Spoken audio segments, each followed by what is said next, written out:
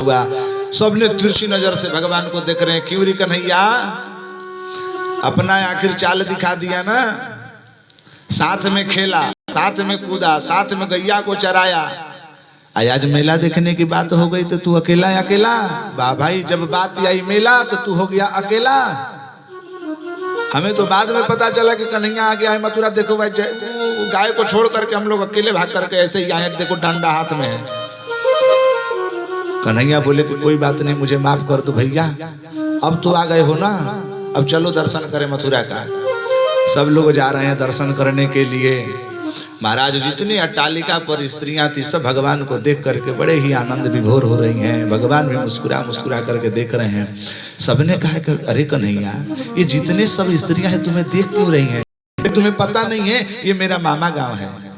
बोले अरे कन्हैया, हमें तो पता ही नहीं था कि तुम्हारा मामा गांव है, और तुम्हारे मामा गांव में तुम तो बढ़िया बढ़िया कपड़ा पहने हो, हम तो ऐसे ही नंगे ढंगे चले आ गए, हम लोगों की कितनी बेइज्जती होगी। बोले कि तुम चाहते क्या हो? बोले कि हम चाहते कि थोड़ा नया नया वस्त्र मिल जाता पहनने के लिए, कुछ लाए भी नहीं घर से। बोले कि चिंता मत करो, व्यवस्था कर देता हूँ। उसी समय धोबी एक था, आप सबको पता है, धोबी कपड़ा लेकर के जा रहा था। भगवान ने बोला कि धोबी मामा इधर सुनो। बोले क्या है? बोले कि हम आप कपड़ा चाहते हैं कि थोड़ा कपड़ा मिल जाता तो हम लोग पहन लेते ये सब जितने बाल गोपाल हैं। बोले चुप रहो, गांव के ग्वारन, ये गांव के ग्वाले, ये सब चराने वाले मूर्ख लोग, तुम लोग ये राजसी पोशाक पहनोगे, भागो यहाँ से। वही धोबी था।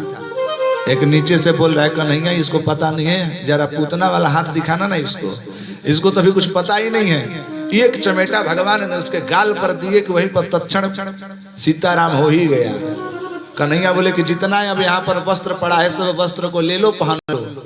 महाराज, वही वस्त्र, छोटे छोटे बाल गोपाल, अब वस्त्र तो था राजा महाराजाओं का, वो बड़े बड़े वस्त्र को जब छोटे छोटे ग्वाल पहन लिए तो महाराज चल रहे हैं मार्ग में। चमकदार भड़कदार कुर्ता तो पहन ही लिए।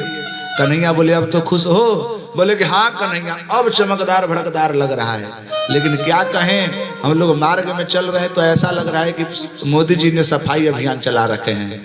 इतना बड़ा कुर्ता हो गया कि एकदम मैंने मार्ग को सफाई करते चल रहा है। वही स्थिति आजकल की लड़कियों का है। बोलिए भक्तवत्सल भगवान की। मैं देखा हूँ एक जगह विवाह में समारोह में गया था, लहंगा बोलते हैं, क्या बोलते हैं उसको? लहंगा ही बोलते हैं ना। बाप रे बाप भैया, डिजाइन में लोग इतने मर गए हैं, पागल हो गए हैं कि उनको ठंडी भी नहीं लगती। अभी इतना बहुत ठंडी चल रही है ना, जाकर के कहीं विवाह शादी में देख लेना आप, लहंगा पहनती हैं बालिका। अरे मैं तो खुद बता रहा हूँ, मैं जैकेट पहन करके गया था फिर भी ठंडी लग रही थी। और वो लोग इतने बड़े बड़े लहंगा पहन रखे थे, शरीर में कुछ नहीं था, हाथ वैसे ही खाली एकदम पूरा, स्वेटर वेटर कुछ नहीं। हाँ, लेकिन उनको ठंडी नहीं लग रही थी। एक जगह फेसबुक में मैंने पढ़ा कि ऐसा कोई भी ऐसा ठंडी नहीं है जो कि स्त्रियों को ठंडी लग जाए, बालिकाओं को ठंडी लग जाए। बोले क्यों? फैशन के चक्कर में, कि कहीं हम लोगों का मेकअप खराब ना हो जाए तो हम लोगों की इंसल्ट ना हो जाए। लेकिन हद तो तब होती है महाराज जब वो लोग जाते हैं, आजकल बम्पर सिस्टम चल रहा है ना, बम्पर सिस्टम में हद हो जाती है, क्योंकि बम्पर सिस्टम में खुद से मांग करके खाना होता है। अब तो महाराज इतने बड़े बड़े सैंडल, ऊपर से बड़े बड़े लहंगा, अब तो कहीं कहीं लहंगा सैंडल में बज रहा है तो कहीं वो भूमि में एकदम फंसते फंसते चल रहा है। अब एक हाथ में लिए हैं प्लेट और मांग रहे हैं कि दे दो भैया पूरी, और एक हाथ से पकड़े हुए हैं लहंगा कि कहीं फंस के गिर ना जाओ। अब महाराज इधर से प्लेट हाथ में, एक हाथ से कितना पकड़ोगे? एक तरफ उसने पुलाव रखा, अब वहां पुलाव के जहां वजन गया तो प्लेट चलाया नीचे। ये स्थिति है महाराज, यही हाल हुआ था गोप ग्वालों का। कन्हैया से कहा कि देखो भैया इसका सेट करवाओ जरा। कन्हैया बोले चिंता मत करो, दर्जी यहीं पर, हमारे दर्जी मामा से भेंट करा दे रहा हूँ। जिम ही भगवान दर्जी के पास गए, दर्जी तो प्रसन्न हो गया, बोले प्रभु आपका चरण हमारे घर पे आया, बड़ा ही आनंद है, बोलिए हमारे लिए क्या सेवा है। भगवान ने बोला कि जितना जल्दी हो इन सबको एकदम सेटिंग करो। तो कुर्ते कपड़े सबने मिलजुल करके जितने गोप ग्वाल थे उनके सेट कपड़ा कर दिया गया। कन्हैया बोले कि अब बताओ कैसा लग रहे हो? बोले हाँ अब कन्हैया हम लोग अच्छे लग रहे हैं, लेकिन थोड़ी सी कसर रह गई है। कपड़ा बढ़िया चमकदार भड़कदार है, लेकिन माला नहीं पहनेंगे तो महाराज ब्रजवासी का पहचान ही माला तिलक है, माला की व्यवस्था करवाओ। बोले चिंता मत करो, माला वाले हमारे मालाकार माली बाबा हैं, उनसे भेंट करा दे रहा हूँ। माली पर भी भगवान ने उद्धार कृपा की। बोले कि अब तो ठीक हो, बोले कि सब ठीक है, लेकिन चंदन लग जाता तो आहा कन्हैया सोना में सुहागा। उसी समय महाराज वहां से जो त्रिवक्रा जो कुब्जा थी वो चंदन को लेकर के जा रही थी। किनारे किनारे देख रही है कि कोई देख रही तो रहा है मुझे। कन्हैया का दृष्टि पड़ी, बोले कि ओ सुंदरी कहाँ जा रही हो। जिन ही सुंदरी सुनी तो भैया महाराज एकदम माने कि एकदम, अब जैसा होता है ना उसको चिड़ाना बोलते हैं, चिड़ गई। बोले कि सुंदरी मैं तो कुरूप हूँ, मुझे सुंदरी कौन बोल रहा है। आकर के बोले शर्म नहीं आती, मैं छिप छिप करके सुबह सुबह जाती कि कोई मुझे देखे ना, कोई टोके ना। आखिर वही बात हो गई, तुमने भी वही काम किया। भगवान ने बोला कि सच में तुम सुंदरी हो, तुम समझो अपने बात को। मैं वो नहीं हो जो तुम लोग जिससे तुम रोज सुनती हो। अरे मैं सुंदर तुम्हारे तन को देख करके नहीं कह रहा हूं, मैं तुम्हारे मन को देख करके सुंदर कह रहा हूं। भगवान तो आभ्यंतर में बैठे हुए हैं ना। भले आप कितना सुंदर बन लीजिए, भले ही कितना आप बढ़िया कपड़ा पहन लीजिए, लेकिन भगवान तो कहते हैं कि नहीं, अंदर क्या है। अंदर यदि जब तक शुद्ध नहीं होगा तो बाहर को शुद्ध करके क्या फायदा। एक जगह तो लिखा है ना कि नहाए धोए से क्या भय कि मन के मैल न जाए, अमीन सदा जल में रहत तो धोवत बास न जाए। अब चार एक है, मैं जानता हूं एक ऐसे व्यक्ति को जो दिन में 4 बार स्नान करते हैं। उनके दरवाजे पर एक भिक्षुक आ जाए ना, उनके दरवाजा को स्पर्श कर दे तो पूरा दरवाजा को धो देते हैं। अरे काहे का वैसा भैया, भगवान भिक्षुक के रूप में तो दरिद्र नारायण है ना जी।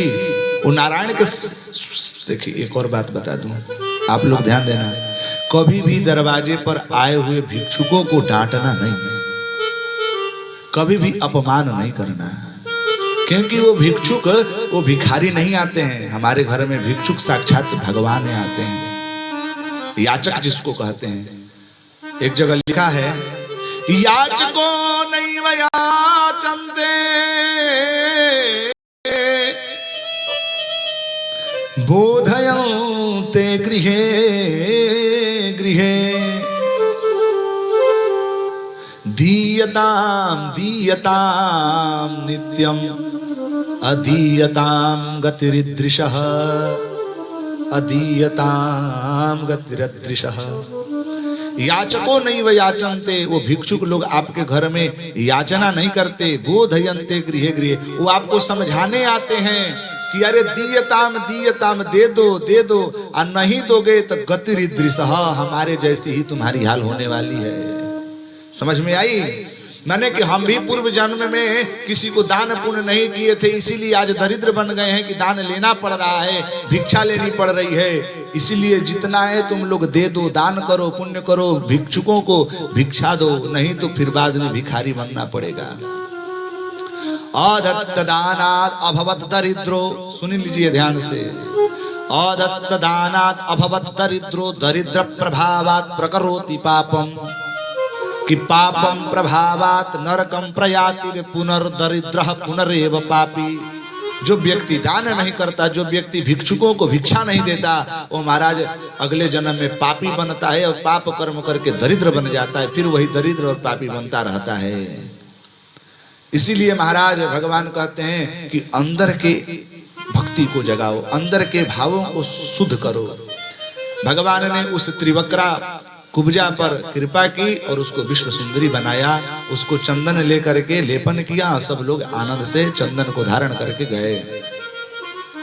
जिमी कंस को पता चला कि कन्हैया आया है धनुष यज्ञ देखने के लिए, तो महाराज कुबलिया पीढ़ हाथी को मदपान करा करके मतवाला कर दिया कि जिम ही इसे द्वार में प्रवेश करेगा मार देना भैया, कुचल देना। भगवान बोले चलो ठीक है।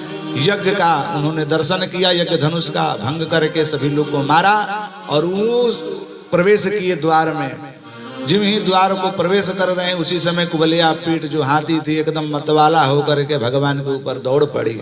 भगवान ने तत्क्षण ही उसके पैरों को पकड़ करके ऐसा पटका कि महाराज उसका प्राण ही छूट गया। बोलिए भक्तवत्सल भगवान की जय।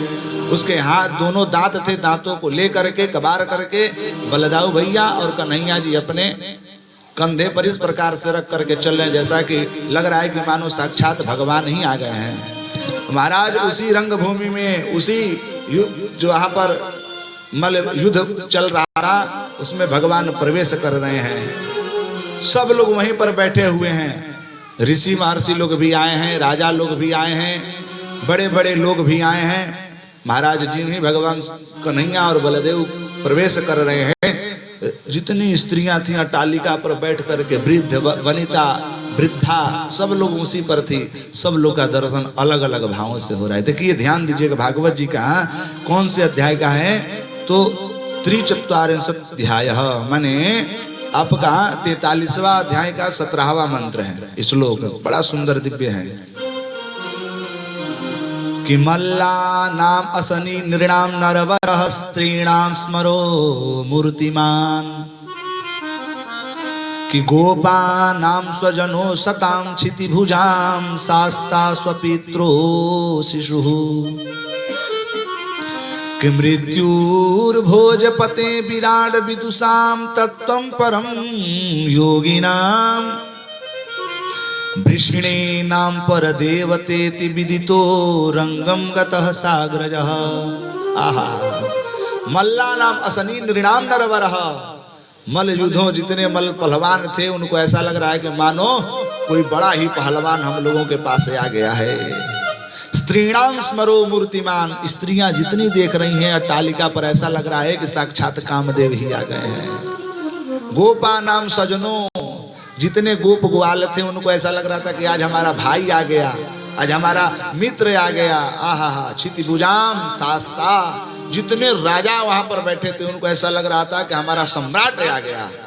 आहा हा हा, स्वपित्रो सुसुहु, जितने वृद्ध वृद्ध लोग थे, जितने वृद्ध वृद्ध माताएं थी उनको लग रहा था कि आज हमारा कोई बेटा आ गया। यही हुआ था जब भगवान श्री रामचंद्र जी प्रवेश किए थे। कहा? राजा जनक जी के यहाँ ना, जनक जी के यहाँ प्रवेश किए थे। तो महाराज वहां पर भी गोस्वामी तुलसीदास इसी भाव को हिंदी में लिखे थे कि जेहि के रही भावना जैसी, कि जाकी रही भावना जैसी, प्रभु मूरत तिन्ह देखहि तैसी। भगवान जी जब प्रवेश करते हैं तो जिनके हृदय में जैसी भावना हो रही है भगवान उसके दर्शन होते जा रहे हैं। आप भी भगवान को किसी भी प्रकार से प्राप्त कर सकते। इसी यही तो देखिए, यही तो भगवान की एक सबसे बड़ा मैंने विलक्षण है कि आप भगवान को किसी भी रूप से प्राप्त कर सकते हैं। लेकिन हम लोग उनको प्राप्त नहीं करते, उनसे मजाक करते हैं। सच बताना, मंदिर में कौन कौन लोग जाकर के कहते हैं, किन किन को ये मंत्र याद है? त्वमेव माता च पिता त्वमेव, याद है? याद है? त्वमेव माता च पिता त्वमेव, त्वमेव बंधुश्च सखा त्वमेव, त्वमेव विद्या द्रविणम त्वमेव, त्वमेव सरमम मम देव देव। आहा, कितना भाव सुंदर है कि हे प्रभु आप ही पिता हैं, आप ही भाता हैं, आप ही सब कुछ, माने सर्वम आप ही हैं। लेकिन सच बताना, कभी आपने हृदय से कहा है? हृदय से कहा है? महाराज मंदिर में जाते हैं, आज ही नया जूता खरीदा गया है 500 का, तो डर लगा कि कहीं मंदिर में खोल करके प्रवेश कर जाऊं तो चोरी कोई ना कर ले। किसी ने कहा कि भाई अंदर क्यों नहीं जा रहे हो? तो क्या करे, जूता की डर है भैया। बोले क्या कोई बात नहीं, आप जाओ, यहाँ कोई चोरी नहीं करता। लेकिन फिर भी जा करके मंदिर में कहते हैं त्वमेव माता च पिता त्वमेव, तो धीरे से जूता पर भी ध्यान जाता है कि जूता कहीं भूला कोई लेकर भागत बना गई। भगवान कहते हैं अब लो ना, अभी कह रहा है कि तुम्हें आप ही सब कुछ है, आज जूता पर इसका ध्यान पड़ा है। अच्छा चलो कोई बात नहीं, जूता को छोड़ दीजिए। भाव से जाकर के मंदिर में कहता है त्वमेव माता च पिता त्वमेव, प्रभु आप ही सब कुछ है। भगवान गदगद हो जाते हैं कि चलो एक तो चेला जजमान मिला जो कह रहा है कि प्रभु आप हैं, आपका मैं हूं और आप हमारे हैं। लेकिन वही जब जिन ही घर में जाता है तो कहता है अरे हमारे लइकवा के दिखला हुआ हो भैया। भगवान कहते हैं कि अभी तो तुम बोल रहा था कि प्रभु आप ही हमारे भाई हैं, और घर में जाकर के दूसरा भाई बना लिया, घर में जाकर के तुम्हारा दूसरा पिता बन गए। महाराज भगवान कहते हैं एक बार भी तुम अपना बना करके तो देखो। प्रभु तवास में, हे प्रभु मैं आपका हूं, आप हमारे हैं। एक बार भी यदि तुम मुझसे कहो तो कल्याण कर दूंगा, लेकिन कोई कहता नहीं है, कोई नहीं कहता। केवल एक फॉर्मेलिटी होती है, फॉर्मेलिटी होती है, क्या बोलते हैं, फॉर्मेलिटी, ये केवल फॉर्मेलिटी केवल निभाते हैं, भगवान को पूजन करना, भगवान का कीर्तन करना, लेकिन हृदय से नहीं करते कोई। एक बार भी कोई हृदय से कर दे तो भगवान उसी समय मिल जाएंगे।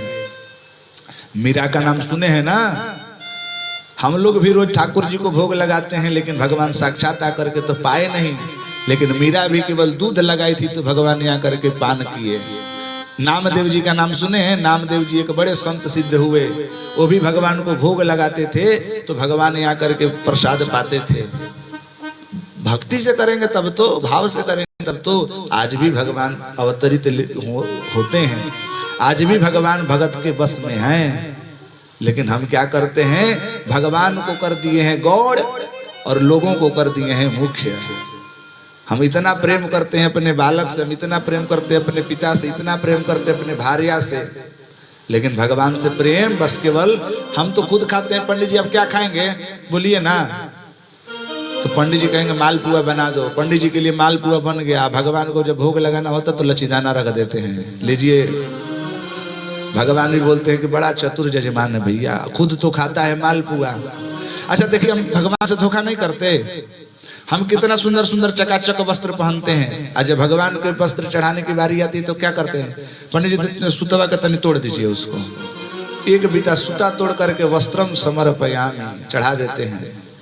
हम लोगों को पहनने के लिए भगवान कितने वस्त्र दिए हैं, यदि गिनना चाहें तो 20-25 तो घर में एक आदमी के ऊपर 20-25 वस्त्र होंगे ही। अब भगवान को पहनने के लिए एक भी वस्त्र नहीं है। चीजें हैं, समझने की बात है। भगवान पहुंचे हैं, मल्ल युद्ध हुआ, ठहाका लगाने लगा कंस की, आहा देखो देखो देखो यही है, हम तुम्हारी परीक्षा लेना चाहते हैं। मैंने सुना कि तुम बहुत बड़ा बलवान हो भाई, तुमने कुबलिया पीठ को मार दिया और बड़े बड़े दैत्यों को तुमने गोकुल में वृंदावन में मारा। हम ये यहाँ पर 4 मल्ल युद्ध हैं, मुष्टक चारुण आदि इत्यादि, इनसे जरा तुम युद्ध करो। भगवान ने उन सबको एक एक मुट्ठी मार करके एक एक मुक्के में सब लोगों को परास्त कर दिया। थर थर थर थर कांपने लगा कंस। जिम ही कंस भागने का प्रयास किया, भगवान चढ़ गए उसके सिंहासन पर और पैरों को पकड़ करके पटक दिया। उसी समय कंस गिरा और गिरते ही उसका प्राण छूट गया। बोलिए कंस मर्दन भगवान की जय। भगवान ने कंस का उद्धार किया। जिस उद्देश्य के लिए भगवान ने जन्म लिया था वह उद्देश्य पूरा किया। अपने कारागार में बंद जो वसुदेव जी थे, माता देवकी थी, उनको कारागार से मुक्त किया और उग्रसेन को मुक्त करके राज सिंहासन पर बैठाया। भगवान ने नंद बाबा को कहा कि बाबा अब तो आपको भी पता चल गया कि मैं आपका पुत्र नहीं हूँ, मैं देवकी और वसुदेव का पुत्र हूँ। तो पिताजी ऐसा करते हैं बाबा, इतने दिनों तक तो आपके संरक्षण में रहा, लेकिन हम चाहते हैं कि अपने पिता के संरक्षण में रहूं। आप जा करके मैया देना कि अब कन्हैया नहीं आने। बाबा तो रुदन करते चले गए और यहाँ पर वसुदेव और देवकी ने विचार किया कि का धर्म होता है अपने बालक को पढ़ाना है। लिखा है ना, पिता शत्रु क्या है, माता शत्रु पिता बैरी ए न बालो न पाठित कि माता शत्रु पिता वैरी एन बालो न पाठितः नो न शोभते सभा मध्य हंस बद्धे वको यथा। पिता का धर्म होता है कि अपने पुत्रों का पालन पोषण करना, पुत्रों को शिक्षित बनाना। आज की तो युग ही बदल गई है महाराज। एक पिता माँ मिल करके 5-5 बच्चों को पाल देते हैं, लेकिन 5-5 बेटे भी मिल करके एक माँ बाप को नहीं पाल पाते। ये विडंबना है। अच्छा, विडंबना नहीं कहेंगे हम, तो यही कहेंगे कि माँ बाप का ही कहीं ना कहीं कमी होगी। ये जहां तक मुझे लगता है कहीं ना कहीं आपने भी गलती की होगी, इसीलिए वैसा आपके साथ हो रहा है। गलती नहीं है। आज के शहरों में चले जाइए तो जितने अभी नए नए नवयुवतियां का प्रसव होता है, बालक होते हैं, तो अपने स्तन का पान नहीं कराते, वो डिब्बा पकड़ा देते हैं, बाबू पीते रहो। दाई होती हैं तो दाई को बोल देते हैं कि तुम खिलाओ पिलाओ। तो आपने कभी प्रेम नहीं दिखाया बच्चों का, आपने कभी उसको लाड़ दुलार नहीं किया कि मेरा तो समय नहीं मिल पाता, मेकअप खराब हो जाएगा, चाहे कई चीजें होती हैं, तो वह बालक आपको कैसे प्रेम करेगा। पहले के मैंने सुना कि पहले के लोग 2-2 साल 3-3 साल तक माँ का दूध पीते थे, शायद ऐसे मैंने सुना, क्योंकि मेरे माँ खुद कहते हैं कि मैंने तुम्हें 2 साल तक दूध पान कराया हूँ। आजकल 2-4 महीना पिला करके उसके बाद डब्बा पकड़ा देते हैं। वही महाराज डब्बा का आदत लग जाता है बच्चा को, पहले दूध का डब्बा पकड़ता है, दूध की शीशी, फिर धीरे धीरे बड़ा होता है तो पेप्सी की शीशी पकड़ता है, उससे भी बड़ा होता है तो धीरे धीरे दारू की शीशी पकड़ लेता है। तो गलती किसने, आदत तो आपने लगाई। और जब दारू की शीशी पकड़ता है तबीयत खराब होता है, डॉक्टर कहता है अब खून की शीशी पकड़ा दो भैया, अब खून इसको चढ़ाना पड़ेगा। तो हमने ही सारा कुछ बदला है। भगवान को भेजा गया है सांदीपनि ऋषि के आश्रम में, वहां पर भगवान ने सुदामा जी के साथ मित्रता करके वहां पर विद्या अध्ययन किया। और तो भगवान होते हैं जिनके श्वास श्वास में चारों वेद प्रकट हो जाते हैं, उन भगवान को पढ़ने की क्या आवश्यकता है, लेकिन फिर भी नर में आए हैं तो लीला तो करेंगे।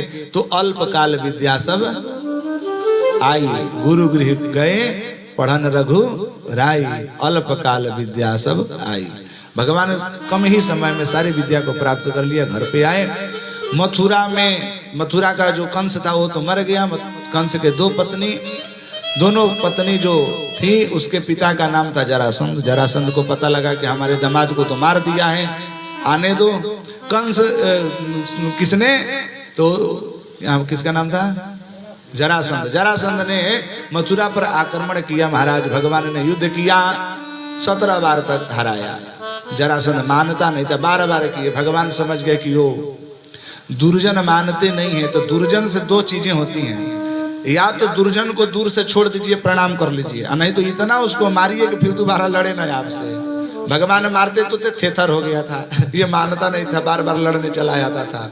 भगवान समझ गए कि मानेगा नहीं।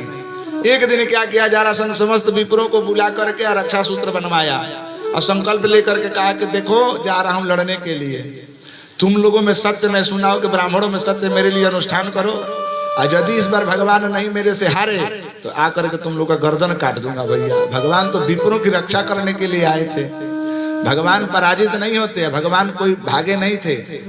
विप्रों को रक्षा करने के लिए भगवान ने सोचा कि ये तो कभी मुझे मार नहीं पाएगा, अब मैं इसको हरा दूंगा तो जाके विप्रों को मारेगा। अब मेरा अवतार हुआ है कि विप्रधेनु सुरसंत हित, उनके हित के लिए मैं आया हूँ, और मेरे कारण जितने विप्र सब मारे जाएंगे। इससे बढ़िया है कि दुर्तः परिवर्जयेत्, इसीलिए इसको छोड़ना ही उत्तम है। युद्ध में भगवान लड़ते धीरे से फरार हो गए। भगवान का नाम हो गया रणछोड़ दास। बोलिए रणछोड़ भगवान की। मुचकुंद पर भगवान ने कृपा की। इस प्रकार से एक समय की बात है कि भगवान ने मन में विचार किया कि यहाँ रहना तो उचित नहीं है, यहाँ से निकलना ही सम्यक रहेगा। रात्रि में ही विश्वकर्मा को बताया कि जाकर के कहाँ पर, द्वारिकापुर में तुम नगर बसा दो। रातों रात नगर बन गया द्वारिका समुद्र में, और भगवान ने समुद्र में जाकर के वास करना प्रारंभ कर दिए। मथुराम तु परित्यज्य समुद्रम शरणम गतः, भगवान मथुरा को छोड़ करके समुद्र में चले गए, वहां पर द्वारिकाधीश बन गए। बोले द्वारिकाधीश भगवान की जय, सच्चिदानंद भगवान की जय। महाराज एक समय की बात है, द्वारिकाधीराज बन ही गए थे कुंडनपुर में भीष्मक के 4-5 लड़के थे। एक पुत्री थी जिसका नाम था रुक्मणी। उनके पुत्र थे रुक्मी, रुक्मबाहु, रुक्मकेतु, रुक्मकेशु, रुक्ममाली, ये सब थे। लेकिन रुक्मी नाम के पुत्री थी जिनका विवाह मन में विचार किए थे भीष्मक जी कि भगवान कृष्ण के साथ करूंगा। लेकिन रुक्मी ने क्या किया था, विचार कर लिया था शिशुपाल को कि शिशुपाल से विवाह मैं अपने बहन को करा दूंगा। लेकिन मैया भगवती रुक्मणी ने मन में भगवान से प्रेम करती थी, मन ही मन भगवान से प्रेम करती थी। रुक्मणी को जिम ही बात पता चली कि मेरा विवाह कृष्ण से न होकर के शिशुपाल से हो रहा है, रुदन करते चली गई मैया के पास। मैया से व्यथा सुनाई कि हे मैया, सच बताऊं तो मैं प्रेम करती हूँ कन्हैया से, मैं उन्हीं से विवाह करूंगा, नहीं करूंगी अन्यथा मैं शरीर त्याग दूंगी। मैया ने भी कही कि नहीं, भगवान है साक्षात कर लो, कोई बात नहीं। बोले कि आखिर करेगा कैसे, रुक्मी तो कह रहा है कि कल ही परसों शादी होने वाली है घर में, भगवान जानते भी नहीं। मैया ने पूछी कि तुम तो प्रेम करती हो, क्या भगवान भी तुमसे प्रेम करते हैं? बोले कि पता नहीं भैया, मैं तो उनको देखी भी नहीं हूँ। केवल सुन करके उनसे प्रेम करती हूँ। देखिए ध्यान दीजिए, आज लड़के लड़की भाग जा रहे हैं माँ बाप को छोड़ करके कि हम जिएंगे तुम्हारे लिए, तुम जियो हमारे लिए। रुक्मिणी भी ऐसी ही की थी, लेकिन आप में और रुक्मिणी में बहुत अंतर है। रुक्मिणी ने कभी भगवान का दर्शन भी नहीं किया था, केवल सुना था। श्रुत्वा गुणान भुवन सुंदर श्रीमताम ते, भगवान त्रिभुवन कमनीय के एकदम सुंदर हैं। त्रिभुवनातीत त्रिभुवन सुंदर भगवान श्री कृष्ण का रूप को केवल सुन करके प्रेम की। सच बताना, कितने लोग होते हैं फेसबुक पर दूसरा फिगर डाल देते हैं और उस पर लड़कियां जो होती हैं अथवा लड़के होते हैं वो क्या करते हैं, वो धीरे धीरे चैटिंग करते करते लव हो जाता है। और जब होता है कि चलो मिल लें एक दिन, मिलने जाते हैं तो पता चला कि लड़का तो करिया निकल गया। अरे राम राम राम। ऐसे ही एक जगह हुआ, ध्यान दीजिएगा। एक लड़की काली थी, किसी तरह उसका विवाह करें तो कैसे, अगुआ भी परेशान कि करें इसका विवाह कैसे, करिया लड़की से कोई जल्दी शादी नहीं करता है। नाराज मत होना कोई, बोलिए भक्त वत्सल भगवान की। एक चुटकुला सुना दे रहा हूँ, नहीं तो करिया लड़की थी, अगुआ परेशान की शादी कैसे करें। अगुआ ने विचार किया कि देखो भाई इसका फोटो मेरे को थोड़ा, उसको क्या बोलते हैं, ब्यूटी बोलते हैं कि क्या बोलते हैं, एडिट उडिट करके ब्यूटी बना करके थोड़ा फोटो मुझे दे दो, मैं लड़कों को दिखा करके शादी सेट करा दूंगा। लड़की का सुंदर फिगर बन गया एकदम फोटो में। शादी सेट हो गई, मस्त एकदम शादी हो गई। आज की स्थिति में मेकअप चल रहा है, इतने लिपा पोती हो गई उस लड़की के ऊपर कि लड़की पहचान ही नहीं आ रही है कि वो करिया भी थी। प्रातः काल में विदाई का समय था, मैया तो हुंकार पार पार के रो रही है, मेरी बेटी चली जाएगी, यही हो दादा मेरी बेटी चली जाएगी। बेटी धीरे से बोले कि चुपचाप रहो, मुझे भी रोना आ जाएगा। तो बोले तो तू रो क्यों नहीं, तू भी रो। बोले कि रोना तो चाह रहे हैं, लेकिन रो नहीं रहे कि जितने रोंगी आंसू से सारे मेकअप खराब हो जाएंगे, दूल्हा छोड़ के भाग जाएगा। अभी तो शांत रहो कम से कम। थोड़ा थोड़ा सहयोग कर रहे थे ये कैमरा वाले, बोलते स्माइल प्लीज, तो थोड़ा बहुत सहयोग मिल रहा था इन लोगों से भी। अब तो महाराज वहां पहुंच गई ससुराल में, लड़का परेशान कि मेरी जो भारिया मिली है बड़ा सुंदर है, अच्छा लग रही है। एक दो दिन बीता, स्नान ध्यान की, जब मुंह हाथ धोई तो भैया सारा मेकअप उतर गया। जब कमरे में जिम ही प्रवेश किया उसका पति, तो देखा कि एक काली कलौटी लड़की बैठी। बोली तुम कौन हो? तो बोली कि पहचान नहीं रहे हो क्या, आपकी पत्नी हो। बोली बाप रे बाप, इतना बड़ा छल। बेचारा चुप, बोला कुछ नहीं। बोला कि अब तो विवाह हो गया तो भइल बियाह हमरो करबो का, अब तो विवाह हो गया तो अब क्या हो सकता है। बोला कि अच्छा जी। 2-4 दिन के बाद गया और एक आईफोन का डब्बा लेकर के आया, माने आईफोन सेट पूरा एकदम मस्त चकाचक लेकर के आया। पत्नी को बोला पत्नी जी आई लव यू, ये ले लो तुम्हारे लिए गिफ्ट लेकर के आया हूँ। पत्नी तो खुश हो गई कि मेरे पति देव इतना प्रसन्न है मेरे से कि मुझे आईफोन गिफ्ट कर रहे हैं। एक आईफोन का गिफ्ट लाखों रुपए है। पत्नी खुश हो गई, बोले कि क्या बात है देवरा, आप इतने प्रसन्न हैं मेरे से। बोले हाँ हाँ हाँ खोलो देखो। और जिम ही आईफोन का डब्बा खोल करके देख रही तो उसमें से सादा सेट मोबाइल, एक नोकिया का सादा सेट था। बोले कि ये कैसा मजाक कर रहे हो आप, ये कोई मजाक है। बोला कि चुप रहो, सबसे बड़ा मजाक तो तेरा माँ ने मेरे साथ की है कि आईफोन के लिपा पोती करके और सादा सेट दे दी है, तो मैं तुझे भी आईफोन का सेट दिखा करके सादा सेट दे रखा हूँ। बोली भक्त वत्सल भगवान की जय। रुक्मिणी कह रही हैं कि मैं शादी विवाह करूंगी तो भगवान श्री कृष्ण से, अन्यथा नहीं, मैं भले ही मर जाऊं वो उचित रहेगा। कौन पहुंचाएगा वार्ता भगवान के पास? भगवान को कैसे पता चलेगा कि रुक्मिणी मेरे से विवाह करना चाहती है?